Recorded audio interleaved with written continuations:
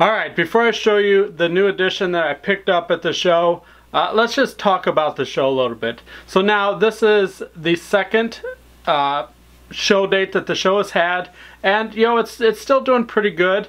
Obviously there is room for it to grow, but you know, it's exciting to see and get in, you know, to a show that's just starting. Has a lot of potential. It definitely looked like we had a few more vendors than the previous time. Of course, I wasn't there all day, so I don't know as far as the turnout is. But it seemed like a pretty decent crowd was in there at the time I showed up, and I was there kind of toward the beginning.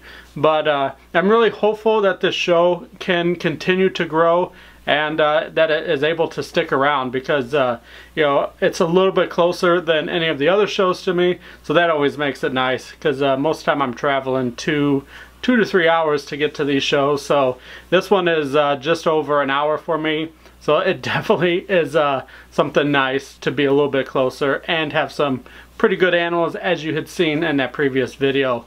So, you know, if you're in the area, I highly suggest that you guys kind of stop by and check it out. And, you know, maybe you'll find some stuff. There is a nice array of feeders, so that's always great.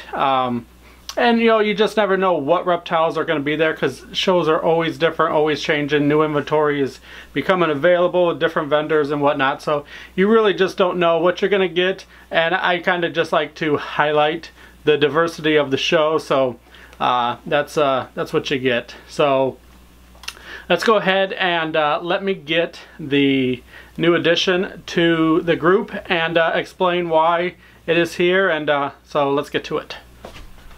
Alright, so the new addition is this lovely little male here, which, as you can tell, is a pied ball python.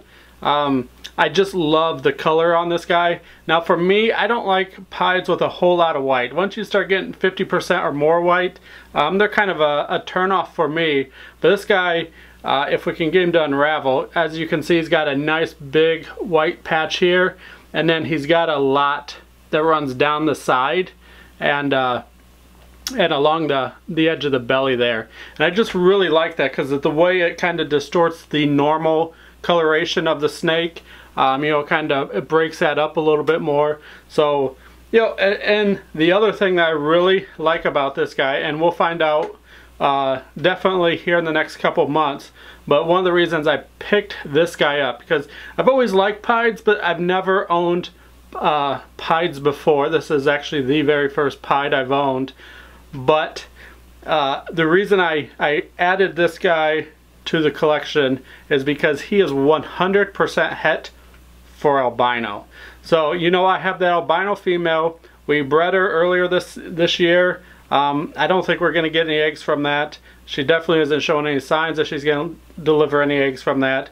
So, but when I seen this guy up for sale, I definitely, you know, was really wanting to get this. Now I purchased this from the same gentleman I got the green tree python from, and when I was at his place picking that snake up, he showed me this here and said that it would be available soon. He was actually using it as a breeder, so we will find out one, if he's going to be a proven successful breeder male.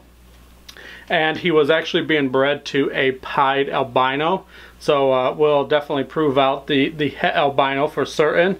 But yeah, I just really like the way this guy is, and you know, like I said, this is the first time I've had a pied in the collection. Very beautiful animals. We'll get you some more close-ups here toward the end of the video, so you guys can kind of see. So now with the addition of this guy, that means the pastel calico that I do own, I am going to be selling him, and he's pretty much already spoken for. So it's going to a friend of mine, so you know, it's not going far. I still know where it's at, and I know it's going to be taken care of. And so, because he originally wanted a baby, if there was one produced from that albino and him breeding, this friend of mine, he wanted a baby from that pairing. And so yeah, it's going to a good place. I don't have to worry about that. And you know, I just feel like, as far as what's going on with the collection, that this guy was a better, I don't really want to say investment, because I don't like to put the money value on these guys, but as far as desirable babies, I think that this bred to my albino is going to produce a more desirable baby than, say, with the breeding of the other, the pastel calico to her. And what that simply means is I'm not referring to the money, I'm just talking about the ease at being able to find new homes for these, the babies once they're here, because that's ultimately what's important, is, you know, because there's no sense of breeding anything if there isn't anybody out there willing to take those babies. So I feel like this would be a more worthy of a project as far as being able to place babies once I do produce them. And plus I also have a grander ideal of what I'm want to achieve with breeding ball pythons, and this guy kind of puts me into that direction, whereas the other snake, it's way too long and around to get where I want to end up. So it just made sense to pick this guy up and replace use him as a replacement for the male that I have. So, and again, the other one already has a good home. I would not have just simply dumped it out there. I would have waited for the other male to have a good home before, you know, selling him. That's important as well. So, you know, everything's kind of, you're going to come undone.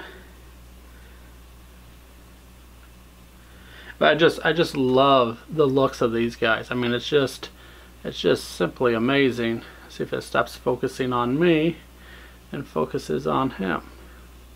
Nice white, clean, super clean belly. There we go. Now we can see the pied markings down the side. You can see how the color kind of gets disrupted. Just a very, you're okay. Just a very beautiful snake in general. So, pretty pleased with it. I'm happy to have him. Obviously now we're going to be really excited to breed him next year. I think we'll just, I thought about maybe putting him with my female, but I think that ship has already sailed. I think she's already pretty much done for the year. So we'll just work on feeding them and prepping them, getting them ready for some good healthy babies for next spring. Or end of this year, I suppose. So that is him. Of course, we'll need to figure out a name. I'll think of something, and I will end this video with some close-ups of this guy. So thanks for watching.